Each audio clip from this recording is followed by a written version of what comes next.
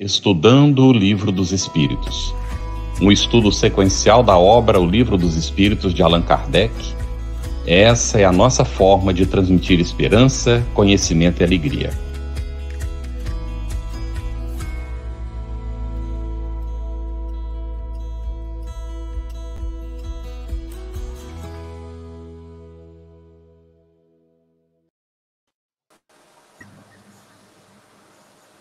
Nossa saudação fraterna, você que está nos acompanhando no Estudando o Livro dos Espíritos.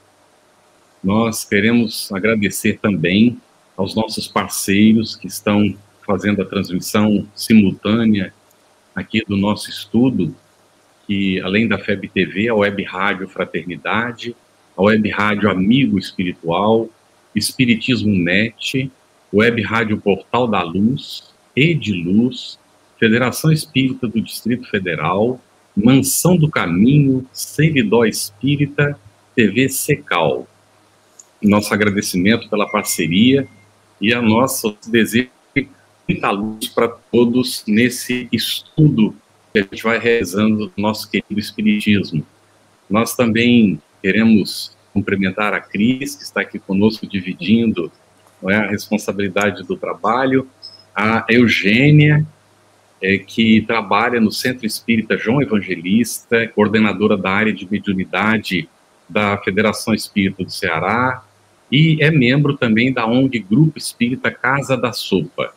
E é o nosso amigo Romero de Matos Esmeraldo, médico, cirurgião de transplante de órgãos, residente em Fortaleza, no Ceará também, participa do Centro Espírita Casa do Caminho, Grupo Espírita Nenê em Fortaleza, e Centro Espírita Sem Fronteiras.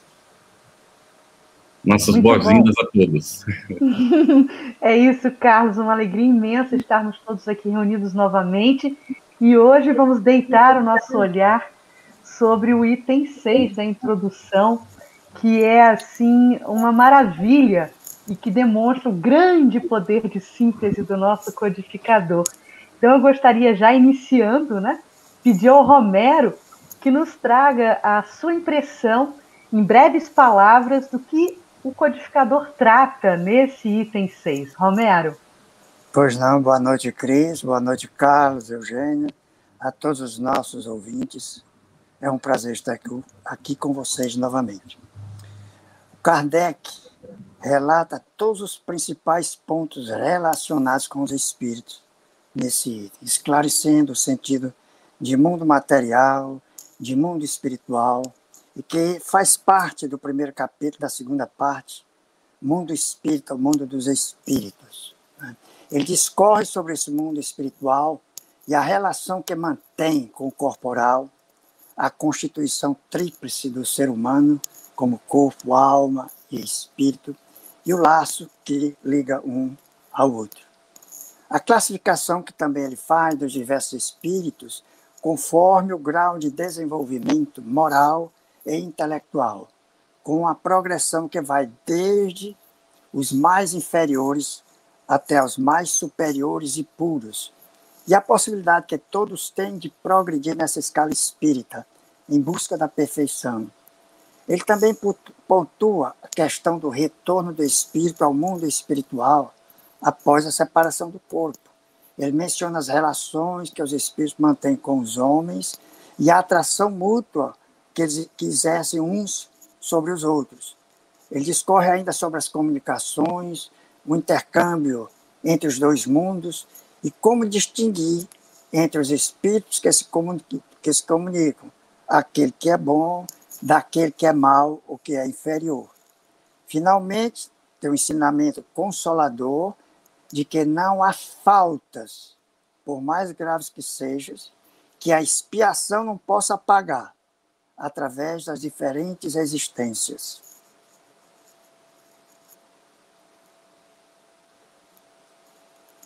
Microfone fechado, Carlos. Sim, eu tentei abrir e falhou aqui, desculpa. Excelente, Romero, muito bom. Nós vemos realmente essa capacidade de síntese, né, do nosso codificador. E aí, Eugênia, a gente fica assim numa curiosidade, qual teria sido a razão de Kardec colocar esse resumo da doutrina espírita logo no início do Livro dos Espíritos? Inicialmente, gostaria de dar boa noite a todos, né? A você, Carlos, a Cris, ao Romero e aos internautas em especial. Bom, Kardec, ele era assaz didático, né? Bastante didático. E ele, em geral, quando alguém faz uma introdução de uma obra, costuma colocar tudo o que é importante da obra. Em geral, quem escreve ou já escreveu sabe que a introdução se faz depois que a obra está pronta.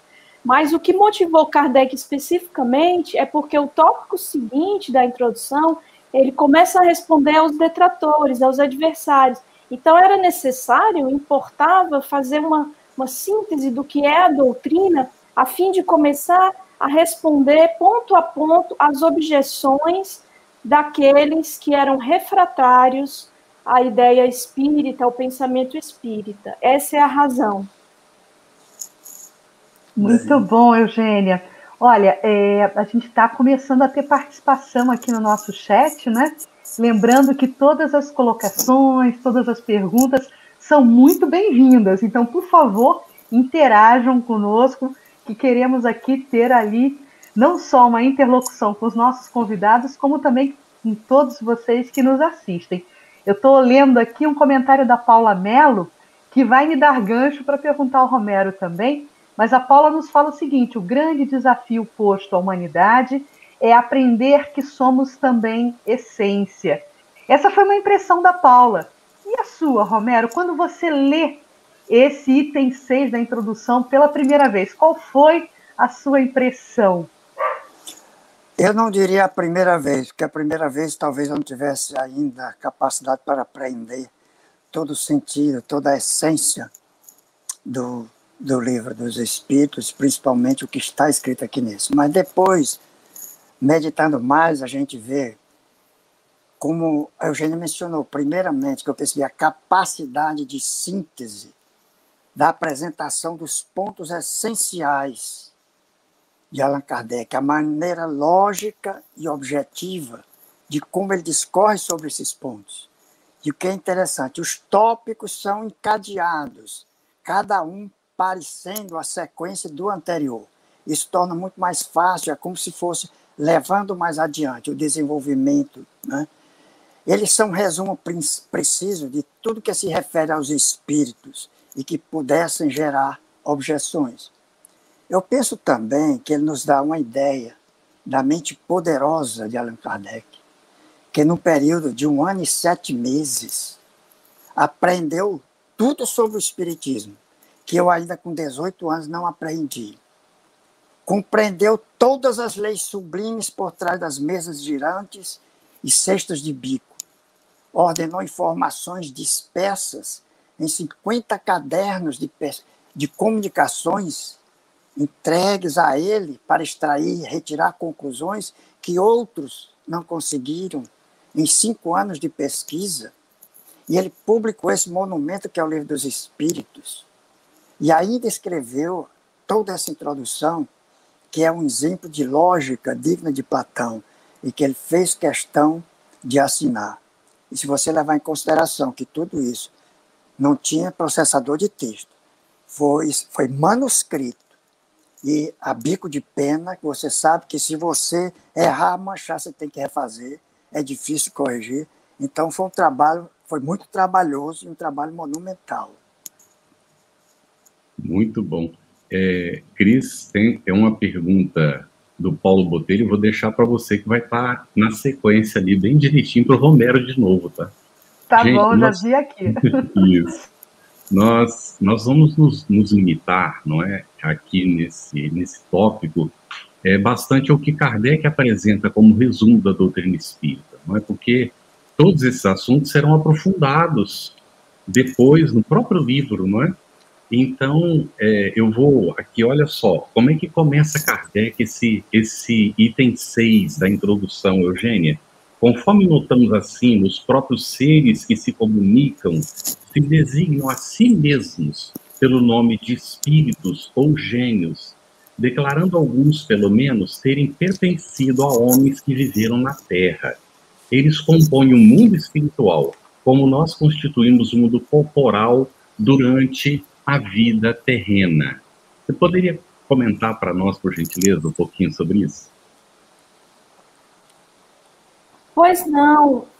Na realidade, Kardec vai esmiuçar o que está nesse pequeno parágrafo mais adiante. Mas, como já foi falado nos programas anteriores, o número 1, número 2, quando Kardec tem contato com o fenômeno, já é informado a ele que as mesas, aspas, haviam dito que eram os espíritos, os homens daqueles que viveram na Terra, que promoviam o fenômeno, que respondiam às questões, né?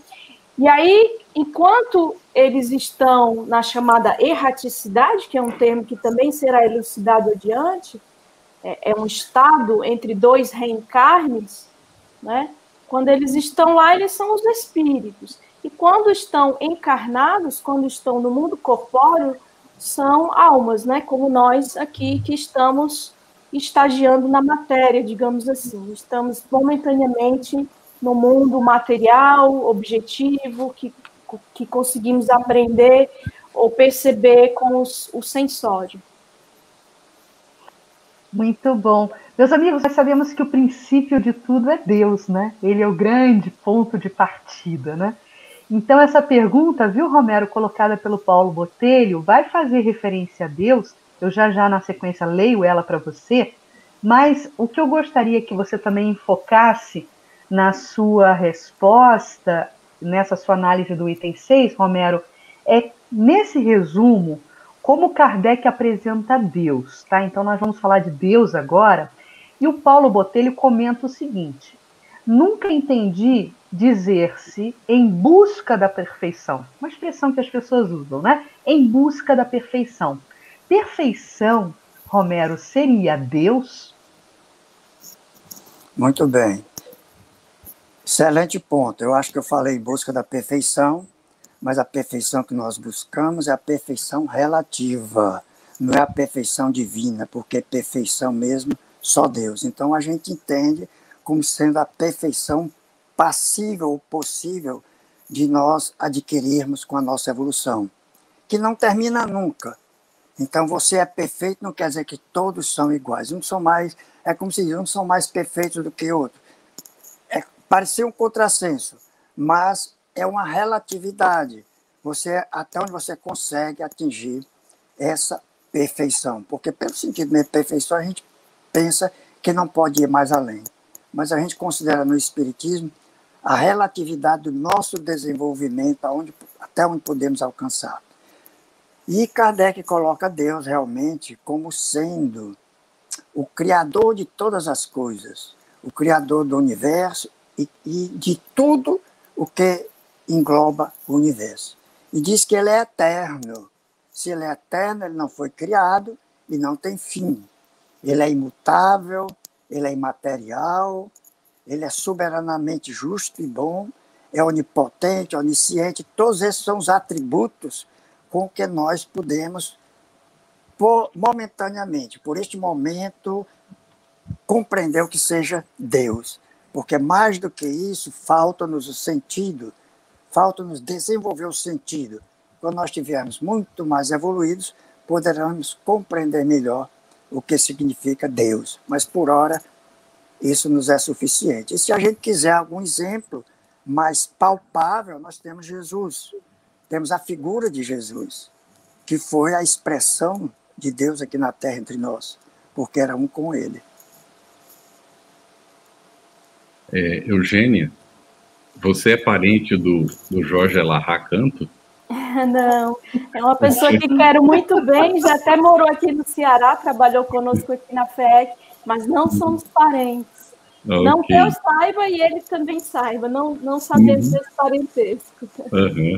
Bem, então, Eugênia, como é isso, né, que Kardec coloca aí nessa introdução sobre mundo invisível, mundo visível? Como é que a gente pode entender essa coisa?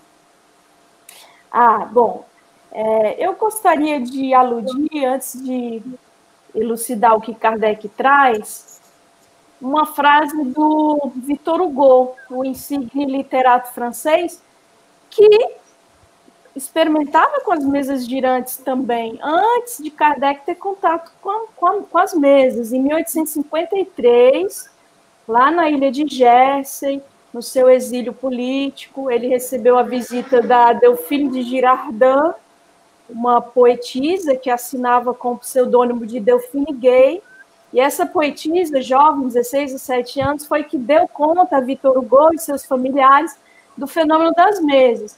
Victor Hugo tinha um filho, Charles Hugo, que era médium, de múltiplas possibilidades. Inclusive, quem se interessar, busque aí na web o artigo do jornalista Alcino Leite Neto, na Folha de São Paulo, dezembro de 2012, 28 de dezembro de 2012, ele fez uma matéria intitulada Entrée des Médiums, né, que era a exposição lá em Paris, em La Maison de Victor Hugo. Essa exposição, que vigorou em Paris até março de 2013, salvo engano, ela traz o fruto daquelas comunicações que tinham ata, inclusive. Então, o Victor Hugo, ele dizia que nós não choramos os ausentes, nós choramos os invisíveis. Quando parte o ente querido, ele dizia, não choramos os ausentes, choramos os invisíveis. Por quê? Porque os nossos entes queridos que partem, eles não estão ausentes, eles não foram aniquilados pela morte, eles estão invisíveis. Então, o invisível, segundo Kardec vai explicar aqui na introdução, é o mundo não perceptível pelo sensório físico, pelos sentidos usuais, né? Visão, audição, usuais, olfato, tato, paladar, os 5 sentidos, o sensório, enfim. Mais perceptível por aqueles que têm a habilidade extra, né? Os médiuns, de perceber com uma visão específica que a mediunidade dá, a audiência, enfim. Então, o invisível é o mundo espiritual, o mundo pré-existente e sobrevivente a tudo. O visível é o mundo corpóreo, palpável, perceptível pelo sensório, e que pode nem nunca ter existido, porque a existência desse mundo da matéria não afeta o mundo dos espíritos, ou o mundo invisível, que é o mundo original, primordial de todos nós, de onde viemos e para onde retornaremos após o decesso carnal. Cris, só um segundinho, Cris. Para não ficar muito longe, tem uma pergunta da Andrea Ramaciotti, que é para Eugênia. Ela diz assim, então nós aqui temos almas e espíritos só quando desencarnados? Ah, muito boa. Eu vou esclarecer, pode ter ficado confuso, né? Não, o espírito, todos nós somos espírito. Espírito com E maiúsculo, que estamos momentaneamente encarnados. Quando nós estamos encarnados, somos espíritos, mas se dá o nome de alma ao espírito que está encarnado. E o espírito que está desencarnado é espírito. Isso mesmo. Olha, essa resposta da Eugênia nos cria ponte para a continuidade aqui do nosso estudo, mas é só para pontuar, né, porque a Beth Reis faz essa pergunta e pede, né, para retomarmos as explicações sobre a diferença de espírito e de alma. Então, a Eugênia já intuiu e automaticamente já respondeu, né? Agora, já que estamos falando dessa realidade material e da realidade extrafísica e material, né, nós vamos ler aqui um trechinho que a gente considera relevante.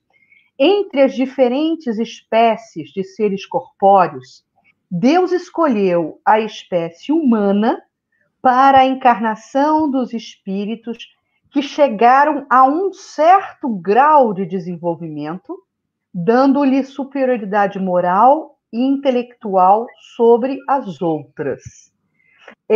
Eu gostaria, então, que o Romero comentasse esse parágrafo, né? Porque Deus escolheu a espécie humana para a encarnação dos espíritos. Romero.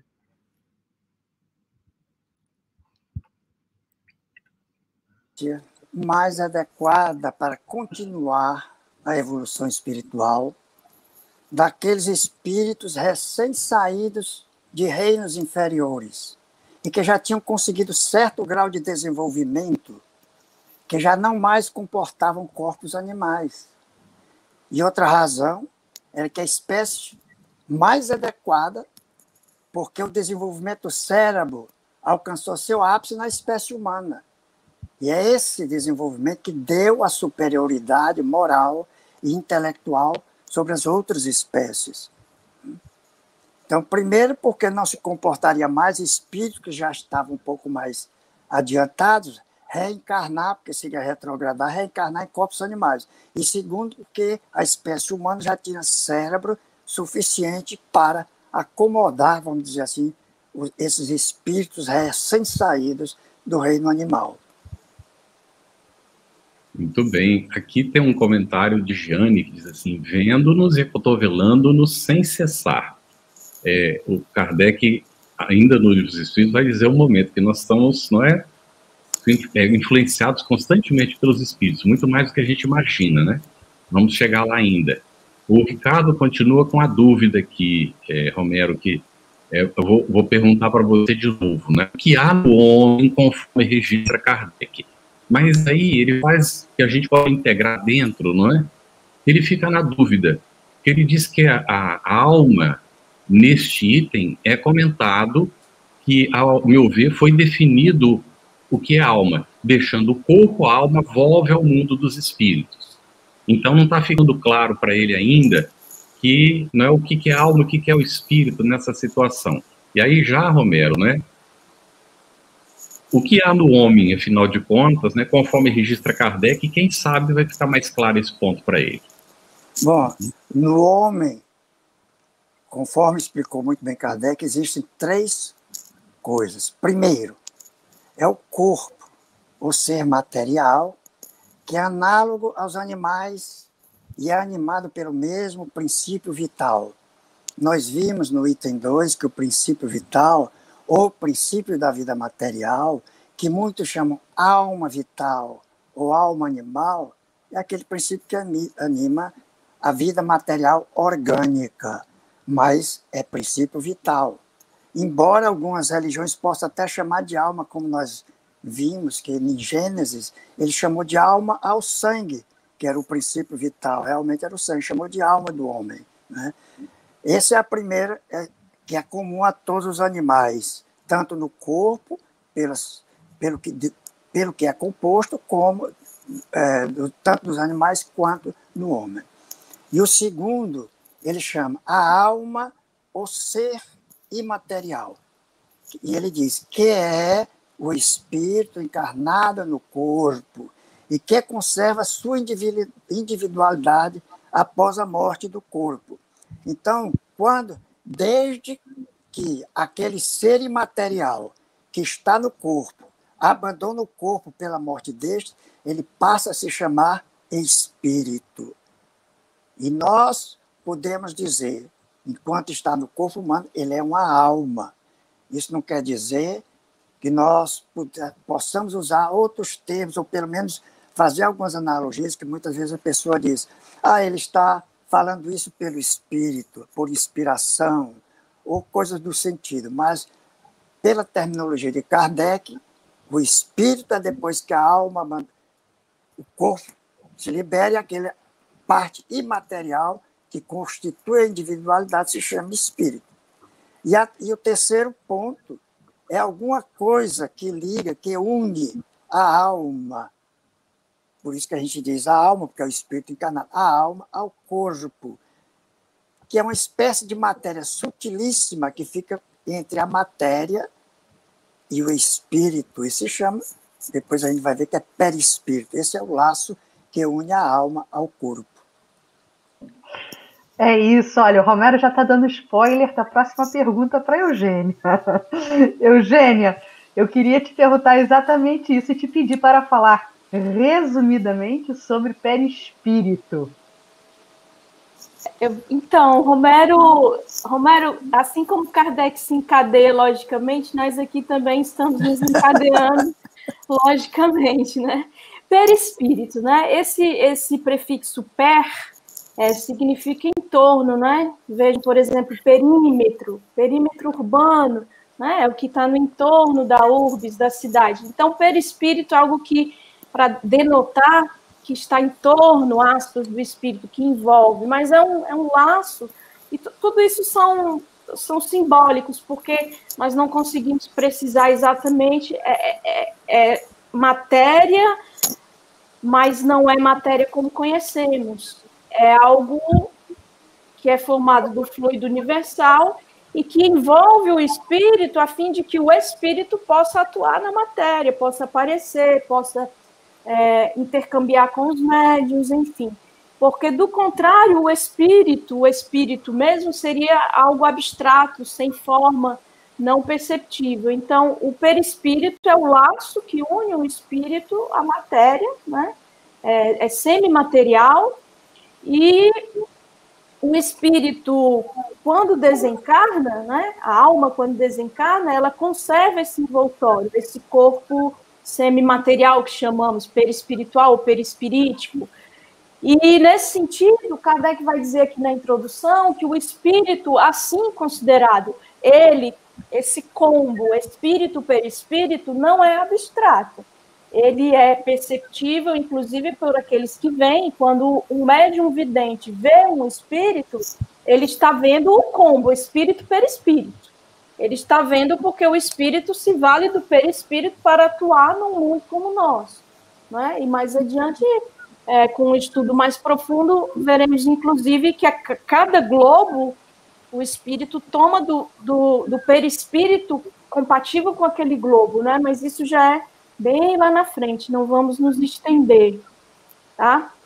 Ótimo que a Eugênia colocou agora, não é, porque vai ao encontro do que Eliseu Marques estava perguntando. Esse assunto, Eliseu Marques, não é, da questão dos seres humanos, se só habitam na Terra ou em outros mundos, também vai ser tratado mais adiante, não é, com mais profundidade, tá bem? Então, aqui a Conceição Mendes perguntou, onde está sendo a leitura? Eu não sei se ela perguntou qual é o livro de referência. Nós estamos estudando o Livro dos Espíritos. Nós estamos agora estudando a introdução do Livro dos Espíritos no item 6. No estudo seguinte, nós vamos estudar 7 a 9. Então, se você já tem interesse, pode ir lendo antes, né? Elaborando suas questões para poder trazer para o nosso programa. E vai fazendo as suas perguntas. Nós pedimos que, por favor, atenham as perguntas ao assunto que está sendo abordado, porque senão nós teremos que deixar a pergunta para ser respondida, não é, em outro momento, que vai aparecer, então, lá no site, né, da FEB TV, ou no grupo do Telegram, onde as pessoas entram ali e acompanham as perguntas, e, inclusive, fazendo e recebendo as respostas, tá bem? Nós ficaremos sempre mais centrados nas perguntas que estão relacionadas com o assunto do dia, porque senão fica infinito, a gente não termina, não é o estudo que está previsto. Por isso é que a gente precisa fazer assim, tá bem, gente? Agora nós perguntamos ao Romero, como é isso de os espíritos constituírem diferentes classes, Romero? Que Kardec fala aí que os espíritos formam diferentes classes, não é? Realmente ele falou isso, porque o que é que acontece? Existem espíritos com a diferença quase infinita quanto ao poder, quanto à inteligência, quanto ao saber e ao desenvolvimento moral, né? E eles foram classificados por Kardec de uma forma didática para melhor entendimento, em diversas ordens. Então, com suas classes que vão corresponder ao grau de aperfeiçoamento moral e intelectual de cada um. Assim é que aqueles da primeira ordem são os anjos ou espíritos puros, que se caracterizam por sua pureza e sentimentos, pela sua pureza de sentimentos e de amor ao bem. Os que pertencem às outras classes vão se distanciando cada vez mais dessa perfeição, até os de maior impureza, aqueles que só se inclinam para o mal, que sentem prazer no mal. Os das categorias inferiores, em sua maioria, estão contaminados com as nossas paixões, como o ódio, a inveja, o ciúme, o orgulho. Aí já dá para ter uma ideia onde é que nós vamos nos classificar nessa escala espírita. E entre esses dois extremos encontram-se os que não são nem muito bons, nem muito maus. Então, é uma variedade muito grande. Mas o que é realmente consolador é que os espíritos, eles não permanecem fixos nessa escala. Todos se melhoram, passando pelos diferentes graus da hierarquia espírita, e cuja melhora se efetua por meio da encarnação, que é imposta para uns como uma expiação, né? A expiação de nossos erros, né? E para outros, mais elevados, é como uma missão.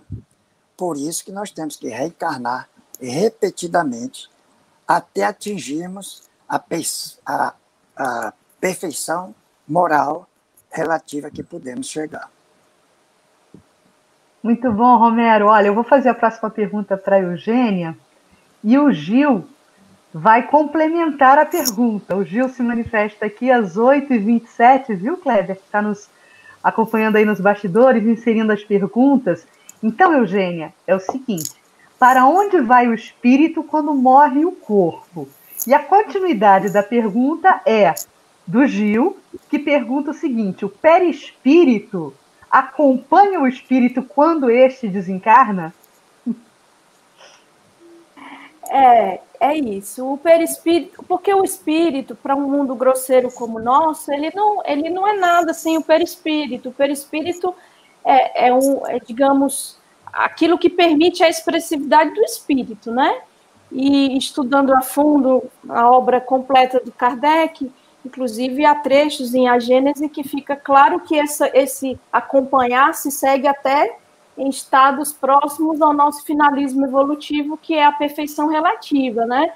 Então, há um entendimento de que nós nunca vamos nos desfazer do perispírito, apenas ele vai se tornar cada vez mais sutil em consonância com a pureza do espírito, tá? Mas respondendo especificamente a você, o espírito, ele não se desfaz do perispírito.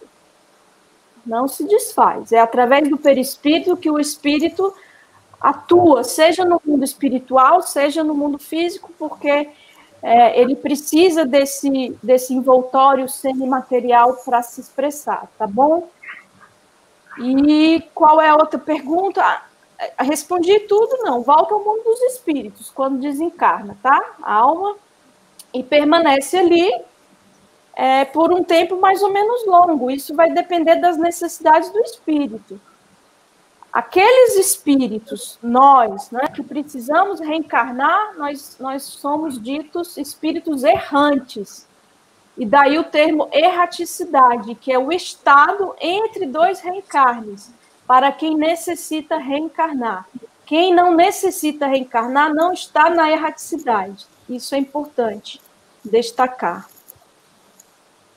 Adorei essa ressalva, porque eu ia, no seguidinho, pedir permissão ao Campete para te perguntar isso. Porque a gente escuta muito essa expressão erraticidade.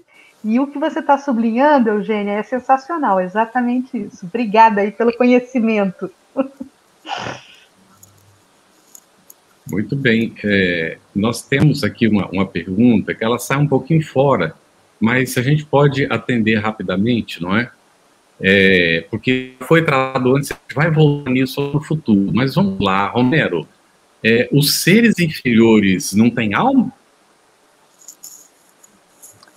Se ele já atingiu a escala humana, eles têm alma, sim, eles estão encarnados, né?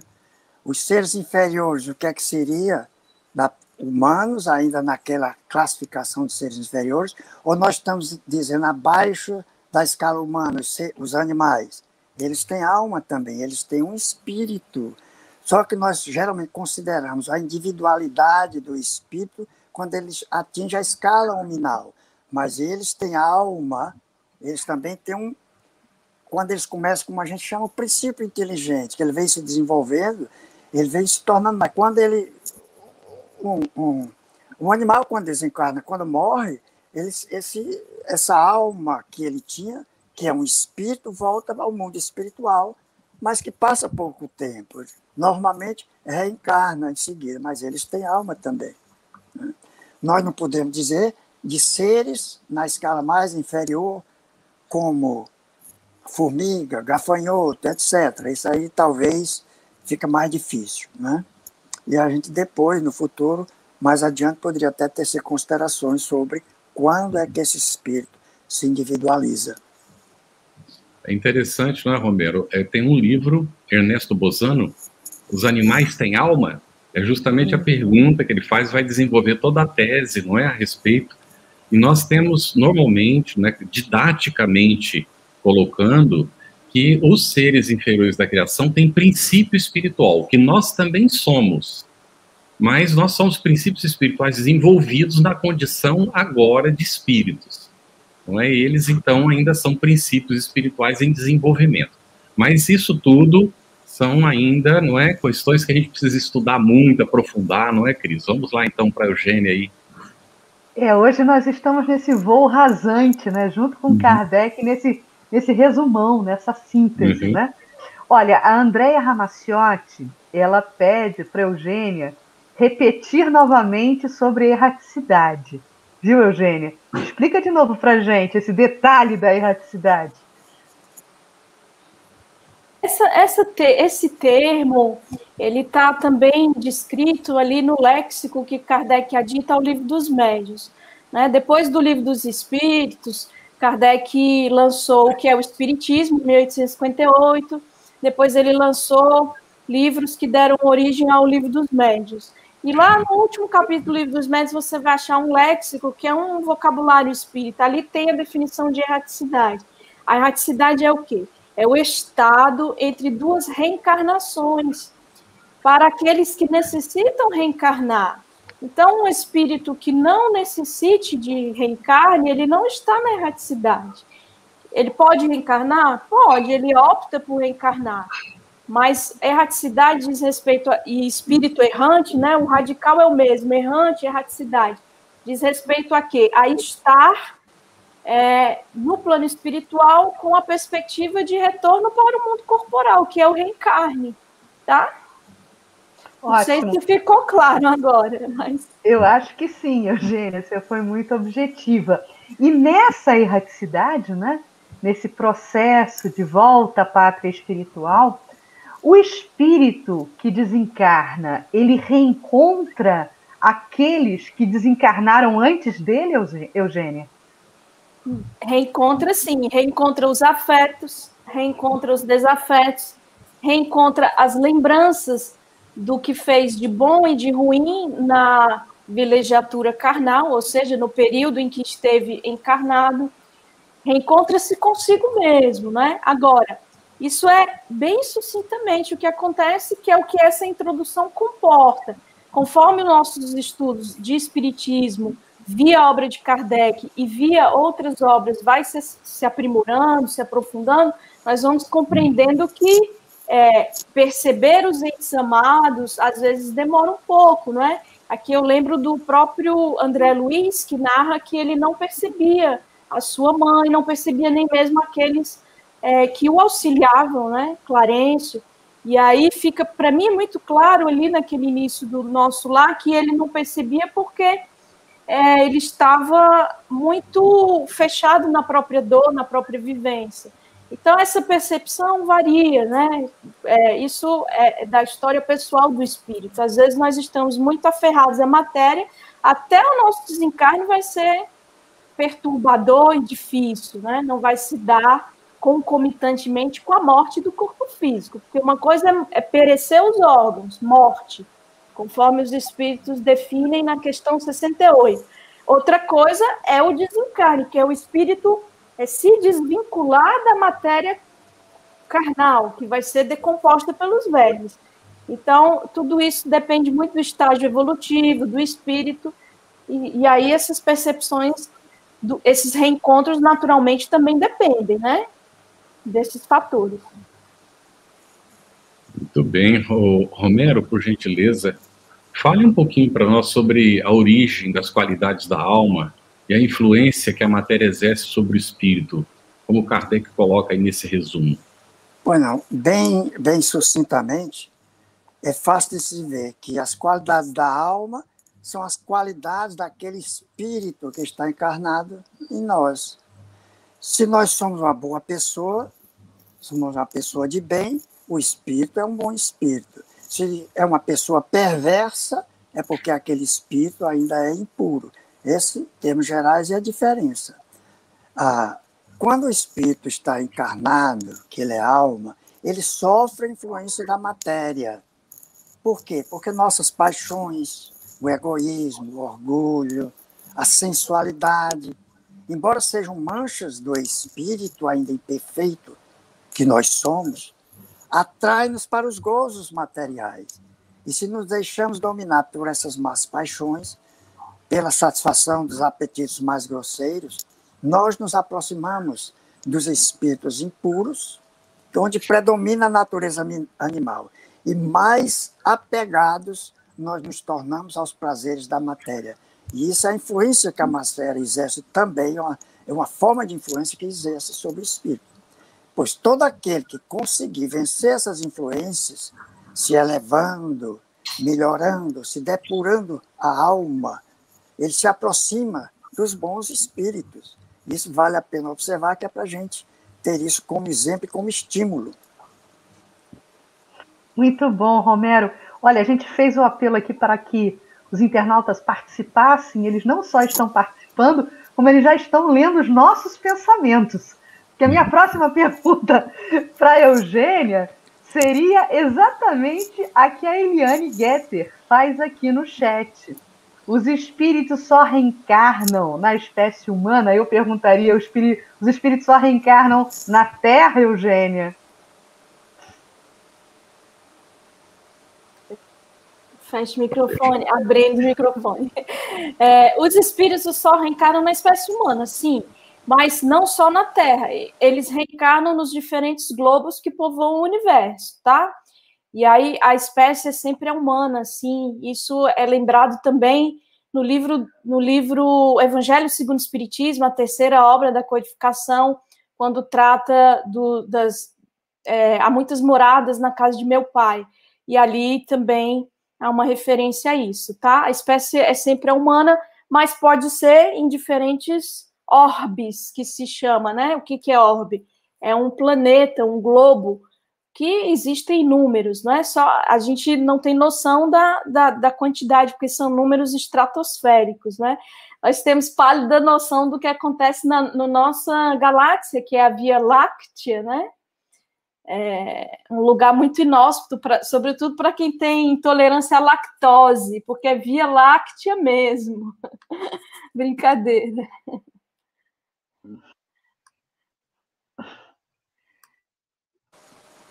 Seu microfone, Carlos. Liga aí. Isso. Sou eu que estou falando agora com o microfone fechado, desculpa. É para a Eugênia. Eugênia, queria saber, quer dizer então que os espíritos não estão limitados a uma região só do espaço? Não estão, eles vão onde querem, né? Porque o espírito, ele se transporta com a velocidade do pensamento, né? O pensamento não encontra barreiras, via fluido universal, o pensamento se expressa no universo todo. Agora, é claro que, conforme nós vamos estudando, nós constatamos, porque os espíritos desvelam, que os inferiores, eles não têm tanta consciência de nada. Então, às vezes, nem não percebem onde estão, não têm a mesma lucidez que um espírito mais adiantado. Então, suas possibilidades são mais acanhadas, porque ele não é tão adiantado. Então, ele não se assenhora, vamos dizer assim, daquilo que é capaz um espírito enquanto espírito. Então, fica preso a reminiscências, fica preso a situações e, por conseguinte, ao mundo material, muitas vezes. Muito bom. Olha, está chegando aqui no chat, nós que somos amantes dos animais, eu me solidarizo com o Wilson aqui, que colocou às 8h38 uma pergunta que eu vou distribuir para o Romero, viu, Romero? Vou te redistribuir essa pergunta para você e em seguida eu faço a que está prevista. Ele pergunta o seguinte: tem um cão que está chegando ao fim de sua vida.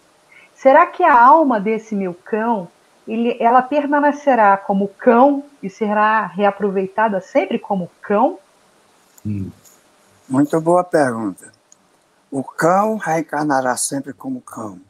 O cavalo sempre como cavalo.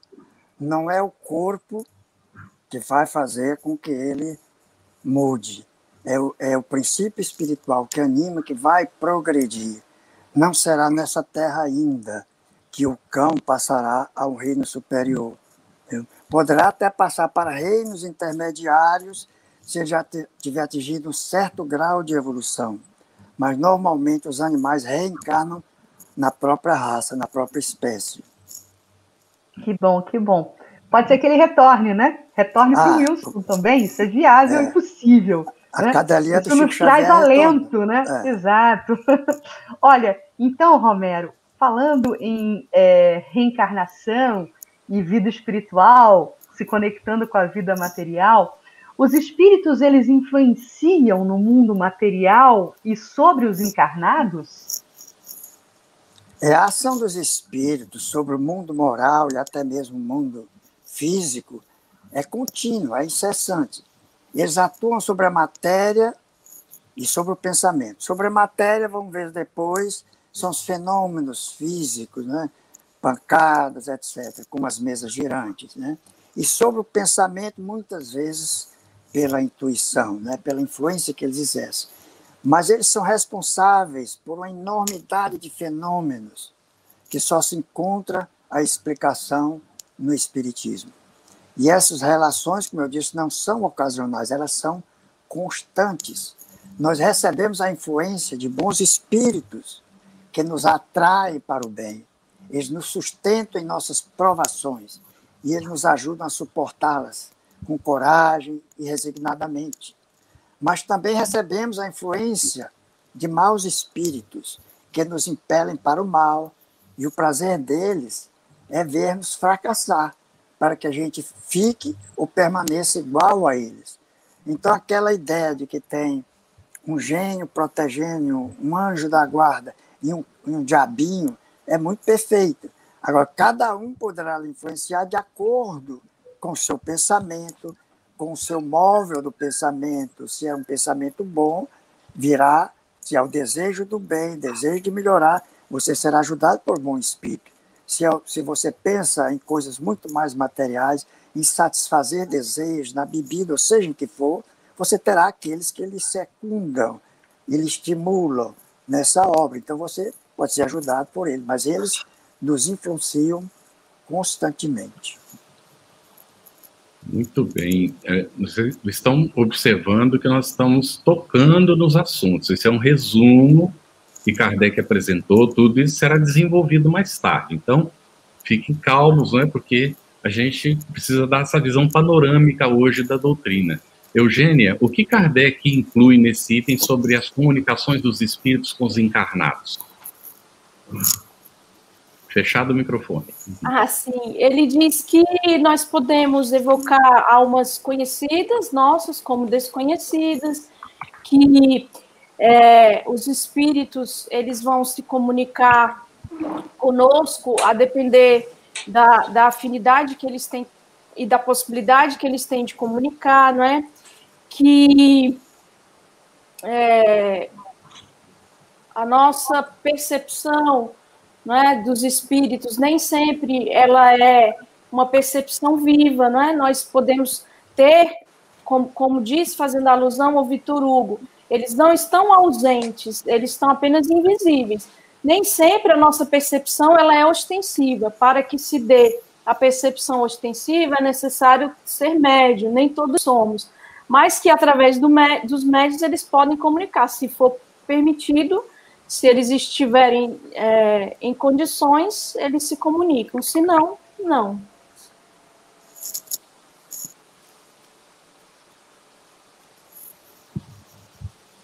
Pode ir para perguntar ao Romero, Cris. Então, Romero, você quer complementar alguma coisa em relação a essa questão que a Eugênia respondeu? A Eugênia cobriu direitinho. Eu só ressaltaria um ponto, né? Como ela mencionou, que nós podemos evocar aqueles espíritos familiares, podemos evocar os espíritos. A evocação, que é você pedir que aquele espírito se manifeste, é possível, mas nem todos poderão atender. Qualquer que seja a razão. Ou porque eles ainda não têm condições, ou porque não lhes é permitido, ou porque eles estejam ocupados, ou mesmo eles não querem atender. Então tem essas essas dificuldades. E se a reunião é uma reunião mais frívola, qualquer um pode assumir o nome do evocador. Então você corre o risco de receber um espírito se dizendo aquele, né? E normalmente nós evitamos as evocações diretas dos espíritos, porque reconhecendo que ainda somos imperfeitos, nós nos abstemos de evocá-lo para não nos equivocarmos e sermos enganados, né? É só isso que eu queria ressaltar. Romero, dentro disso aqui, é fácil distinguir os bons dos maus espíritos? É muito fácil pela linguagem, né? A linguagem, quando eles se comunicam, você tem que analisar para poder determinar. Se é uma linguagem elevada, digna, contendo uma alta moralidade, que a gente vê que não tem paixões inferiores, e os conselhos que eles nos dão transparecem de sabedoria, e sempre com o objetivo de nosso melhoramento, e muitas vezes do bem da humanidade, essas comunicações só podem vir de espíritos superiores. Essas comunicações sérias só se dão em centros sérios, com a comunhão íntima de pensamentos, sempre tendo em vista o bem, né? Aí você está bem protegido nesse ponto. Nas reuniões menos sérias, né, onde predomina a curiosidade, onde não haja comunhão de pensamentos, né, ou o desejo do bem, mas de dar-se bem na vida, os espíritos inferiores predominam e podem ser reconhecidos pela linguagem trivial e até mesmo grosseira. Eles podem dizer alguma coisa boa e verdadeira, mas a maioria das vezes eles dizem coisas falsas, dizem absurdos, zombam da nossa credulidade e estimulam a nossa vaidade e alimentam os nossos desejos e dão-nos até falsas esperanças. Então, você dá para ver esses dois extremos, dá para diferenciar a qualidade do espírito que se comunica, qualidade moral. Maravilhoso, né? Haja visto, né, o exemplo que estamos vivenciando agora. Allan Kardec, com seu magnífico poder de síntese, né? A sua estrutura de pensamento, a sua estrutura de texto, resumindo a doutrina em um único item, né? Agora o Carlos tem uma pergunta para a Eugênia que eu também estou curiosa em relação à resposta. Diz aí, Carlos. Eugênia, vamos para essa... não é fácil, né? Mas vamos lá. Kardec ajuda a gente aí, olha. Em que se resume a moral dos espíritos superiores? Olha, esse é um assunto que me fascina, né? Porque Kardec vai abordar isso agora na introdução e também na sua última obra, a Gênese. É a moral do Cristo. E simplesmente, lá na Gênese, um Kardec mais maduro vai fazer uma pergunta retórica que ele mesmo vai responder e desenvolver. Por que a moral que os espíritos ensinam, sendo a mesma do Cristo, qual a necessidade do ensino dos espíritos, né? Se o Cristo já disse, é a mesma moral, né? Eu não vou responder isso agora, eu vou deixar para vocês que são muito assíduos e muito dedicados ao estudo, que busquem a obra Gênesis e leiam o primeiro capítulo. Mas a moral qual é? É a do fazer ao outro o que gostaríamos que nos fosse feito. Muito bem. A famosa regra de ouro, que é a síntese do ensino do Cristo, né? Ensinam eles também que o egoísmo, o orgulho, a sensualidade, tudo isso nos aproxima da natureza material, grosseira, da nossa origem, digamos, primitiva. E que o amor do bem, o amor ao próximo, o cultivo das virtudes, o serviço, a utilidade na medida das nossas possibilidades, nos faz avançar rumo à nossa destinação, que é espírito puro. É isso mesmo. Então, Romero, seguindo essa dinâmica aí, o que ensinam os espíritos superiores? Bom, o que eles nos ensinam? O que eles ensinam é isso aí que a Eugênia falou, né? Essa segunda parte, né? Ensinam que o egoísmo, o orgulho, a sensualidade são paixões que nos aproximam da natureza animal. Isso é um ponto, né? E que nos prendem à matéria. Mas se o homem, já nesse mundo, conseguir se desligar da matéria, com desprezo das futilidades mundanas, amando o próximo, ele se aproxima da natureza espiritual. e que todos devem tornar-se úteis. Esse é o nosso dever, nos tornarmos úteis. E que os fortes e poderosos têm o dever de proteger, de amparar os fracos. E que no mundo espiritual, todos eles se mostram como eles são realmente. Não existe hipocrisia, não é possível, porque nós nos mostramos com todos os nossos defeitos, né? E como nós realmente somos, nós não podemos ocultá-los.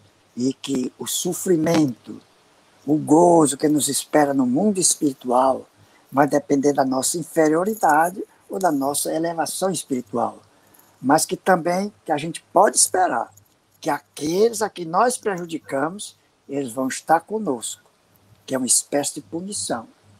Também a outra coisa que eu acho que é muito importante, muito consolador, eles nos ensinam que não existem faltas, por mais graves que sejam, que não possam ser espiadas e apagadas através das diferentes existências, que nos permitem avançar conforme os nossos desejos e os nossos esforços no caminho para a perfeição, que é o nosso destino final. Muito bem, bom. Cris, a gente tem algumas perguntas no chat aqui, vai dar tempo já da gente fazer algumas delas. Mas nos bastidores, eu acho que você também está curiosa. Tanto a Eugênia como o Romero disseram que eles tinham curiosidade sobre o Livro dos Espíritos, que a gente está com essa pergunta desde o primeiro programa, a gente não conseguiu fazer, não é? Então, vamos lá, Cris e Romero, por favor. Vocês têm alguma curiosidade que gostaria de destacar sobre o Livro dos Espíritos? Começa aí pela Eugênia. Eu tenho pelo menos duas. Uma da estrutura, né, que quando a gente abre assim, a gente costuma pensar, são 1019 questões. Não se iludam, não são. E uma vez eu comecei uma palestra fazendo essa pergunta: quantas perguntas tem o Livro dos Espíritos? Aí, imediatamente atrás, o dirigente da reunião disse infinitas, porque cada uma que aparece ali, surgem várias na nossa cabeça. Mas o que eu quero destacar não é isso, é que tem capítulo que o capítulo inteiro é só um item, que não é uma pergunta, é uma dissertação. Isso. 222. Tem 257, tem o 59, tem de 100 a 113. Não são perguntas, né? E aí, o que são? Outro dever de casa. Eu, como professora, já passei 2, tá? Essa é a primeira curiosidade. A segunda é que foi descoberto recentemente que Melo Moraes, um homeopata do século XIX, havia traduzido o Livro dos Espíritos já em 1862 para o português.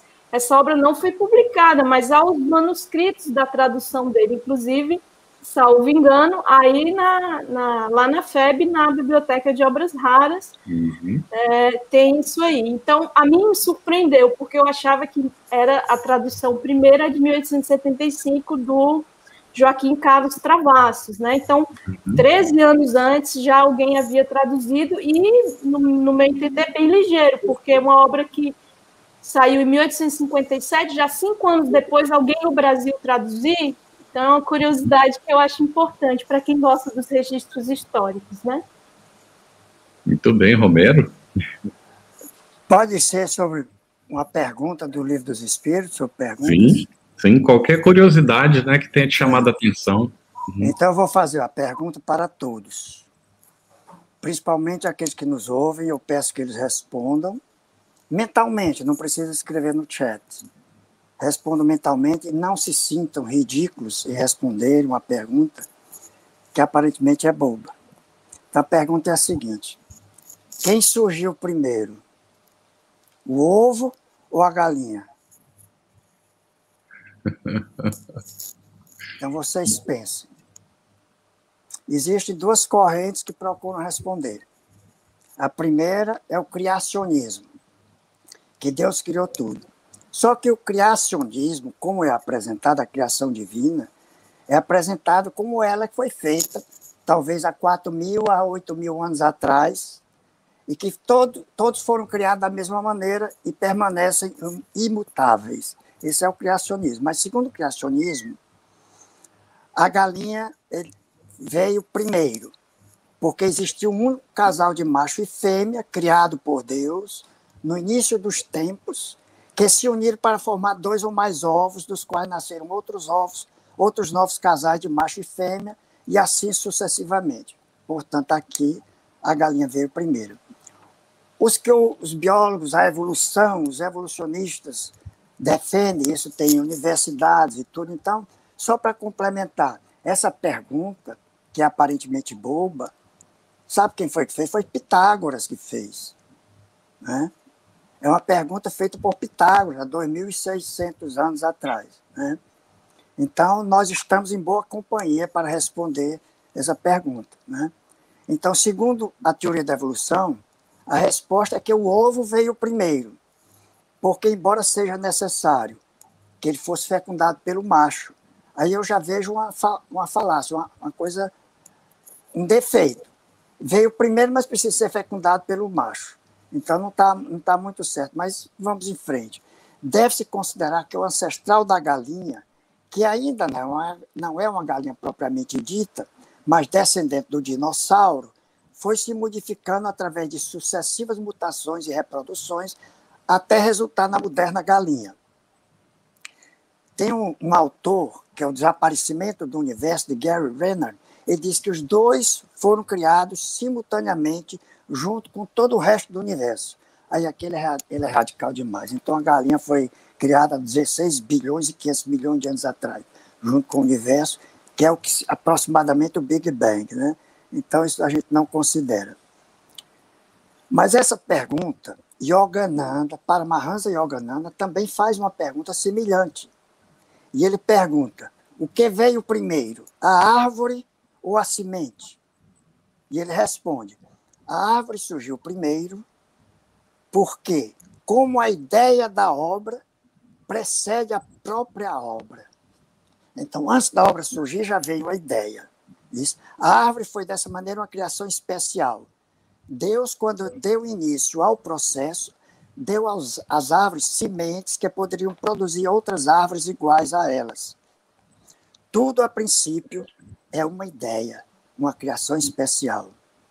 Então, confirmando esse princípio, Emmanuel diz, em O Consolador, no item 85, que todas as formas de vida na Terra foram primeiramente concebidas na mente divina do Cristo. Agora vamos para o Livro dos Espíritos. Kardec perguntou na questão 44. De onde vieram para a Terra os seres vivos? E eles respondem, a Terra lhes continha os germes, esperando o momento favorável para se desenvolverem. Os seres de cada uma destas se reuniram e se multiplicaram, porque absorver os elementos necessários à sua formação para os transmitir segundo as leis da reprodução. Então, vocês vejam aí que começou tudo de uma ideia. Quando ele diz, os seres de cada espécie reuniram, os ovos não são seres. Você conceberia 2 ovos se reunindo para gerar uma galinha? Não, né? Então, quem é o ser? O ovo ou a galinha? Não são os 2 ovos que se reúnem para formar a galinha. A galinha absorveu os elementos necessários à sua formação. Assim também como o ser humano absorveu os elementos necessários, mas ninguém questiona se o espermatozoide ou o óvulo vieram primeiro do que o homem. O ovo, se está fecundado, não gera nada. Então, não foram 2 ovos de Archaeopteryx, o dinossauro com penas, que gerou a galinha, o ascendente da galinha atual. Né? Precisou ser fecundado por um Archaeopteryx antes disso. Né? Então, se a gente fizer uma análise comparada com os outros seres, ninguém pergunta quem veio primeiro. Por exemplo, ninguém vai perguntar se veio o ovo ou se foi a serpente que veio primeiro, porque a serpente também tem ovos. Só que a serpente ela é ovovivípara. As serpentes filhas precisam do ovo para se maturarem, mas eles são maturados dentro do organismo da serpente. E quando eles saem, já são serpentezinhas pequenininhas, com venenozinho, um pouquinho de veneno. Então, você vê, Você não pode, só porque os ovíparos, todos eles, o ovo veio primeiro, pela própria comparação, a gente vê que a galinha realmente surgiu primeiro, como ser. Ou o que quer que seja que tenha originado a galinha. Né? Então, nós vemos aqui que nós estamos tratando da evolução das espécies. E é preciso que eu chame a atenção, porque isso aqui foi colocado no Livro dos Espíritos. Isso é a lei da evolução mais perfeita. Isso é a lei do progresso, que é a lei da evolução, que é a evolução de Charles Darwin, que hoje em dia é uma ciência, a biologia evolucionista é uma ciência, mas no Livro dos Espíritos, na espiritualidade, não é só uma ciência, é uma lei. É inevitável a evolução, tanto dos seres, como dos espíritos e como do próprio planeta. E se fosse colocado isso, como o Livro dos Espíritos foi colocado 2 anos antes, se fosse publicado depois, iriam dizer, o Espiritismo incorporou, misturou os dois. Ele fez uma mistura de criacionismo com evolucionismo para se safar. E você vê como é perfeita a contribuição e a inspiração dos espíritos da codificação. Cris, vamos pensar umas poucas perguntas. Parece que a Cris travou lá. Vamos seguir aqui, então. Vamos buscar algumas perguntinhas relacionadas bem rapidamente com o assunto que foi tratado hoje. Eugênia, pode-se dizer que não existe espírito sem perispírito? Olha, o espírito sem perispírito, nós vamos ver, sim, lá pela questão 88, que Kardec vai abordar exatamente o primeiro capítulo da segunda parte, é dos espíritos. Contudo, o espírito, sem o perispírito, ele não atua na matéria, ele não é o que se vê, quem vê espírito não está vendo o espírito, está vendo o perispírito, essa junção, esse que eu chamei de combo, né? Claro que Kardec não usa esse termo, combo, porque o espírito, segundo a questão 88, ele é algo que responderam a Kardec, ele seria comparativamente, metaforicamente, uma chama, uma centelha. Ele não tem para nós forma, né? Então, como é que ele aparece, atua, se comunica mediunicamente, etc.? É através do seu perispírito. Então, é o perispírito que vai ter uma forma de uma mulher, de um homem, de uma criança, de um velho, a forma que o pensamento do espírito imprime. Então, ele não vai atuar se ele não estiver fazendo uso do perispírito, né? Porque o espírito por si só é algo abstrato, aí sim é abstrato. Mas esse combo, que eu chamo de combo espírito-perispírito, não, aí é algo semelhante aqui à Eugênia encarnada. Quando a Eugênia vai dormir, a alma emancipa-se, e aí eu posso, inclusive, ir lá puxar o pé da Cris, lá no Rio de Janeiro, né? O meu espírito perispírito, que vai estar nessa forma. Talvez com essa roupa, com outra, uma que eu vou preferir usar, sei lá, mas vou lá e puxo o pé dela. É espírito perispírito. Não sei se ficou claro. Viu? Vocês viram aí a versão Eugênia, espírito zombeteiro, hein? Me importunando no meu sono, viu? Mas a gente gosta da companhia dos amigos, né, Eugênia? Olha, meus amigos, nós estamos já no finalzinho, né, do nosso encontro de hoje.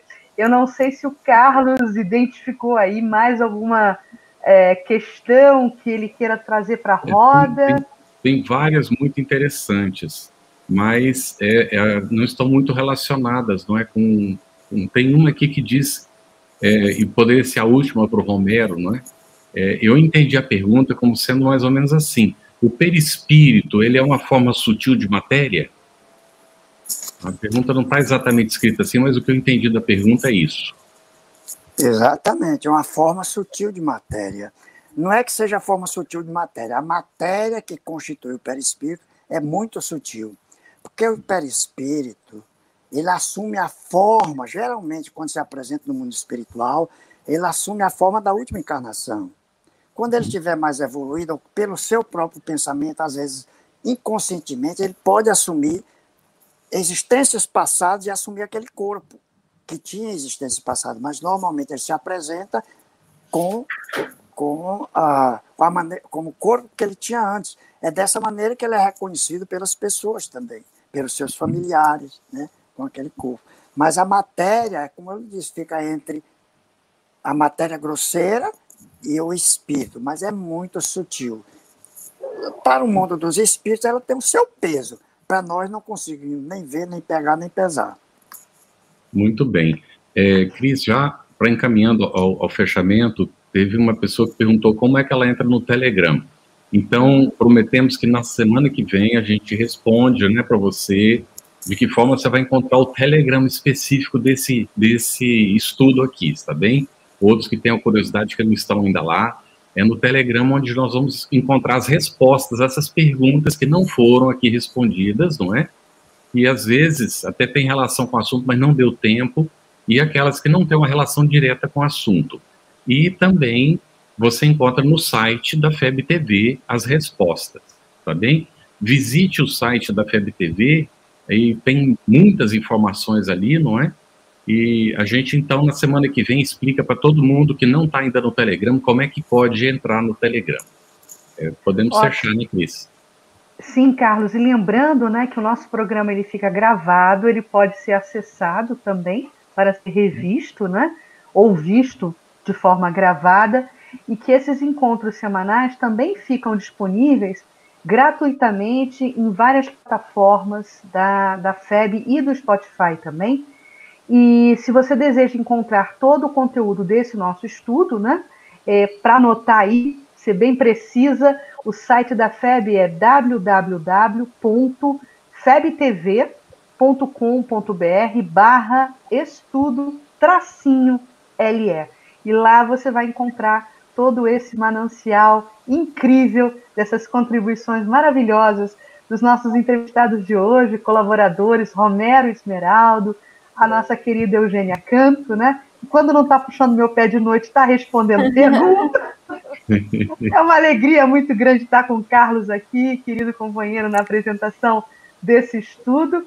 E a gente se despede com uma boa notícia, que semana que vem tem mais. Então, até a próxima segunda-feira, às 8 horas da noite. Um beijo no coração de cada um de vocês. Leia os itens 7 a 9 da introdução para a semana que vem, ok? Isso aí, um beijo, gente. Um beijo. Tchau, um beijo. Estudando o Livro dos Espíritos. Um estudo sequencial da obra O Livro dos Espíritos de Allan Kardec. Essa é a nossa forma de transmitir esperança, conhecimento e alegria.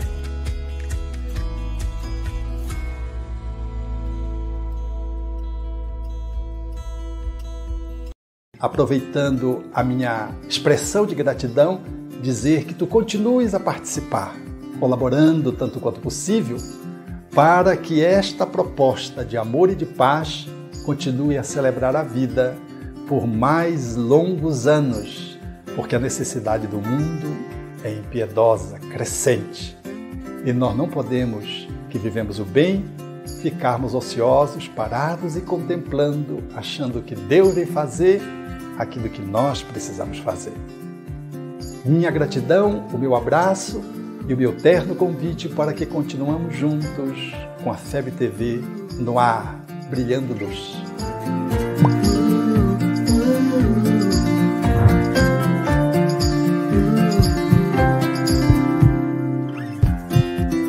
Conheça a Federação Espírita Brasileira, que busca mostrar quem ela é.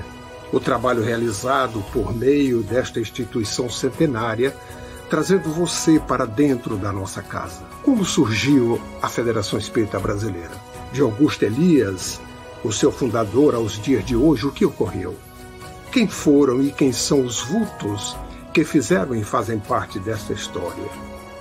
Qual a relação de nomes como Chico Xavier, Bezerra de Menezes e Boni Pereira com esta instituição? Qual a sua missão? Como ela atua na formação do homem de bem? Apresentaremos a Federação Espírita Brasileira em formato dinâmico com vídeos, depoimentos, postagens históricas, áudios, Conheça e faça parte desta família.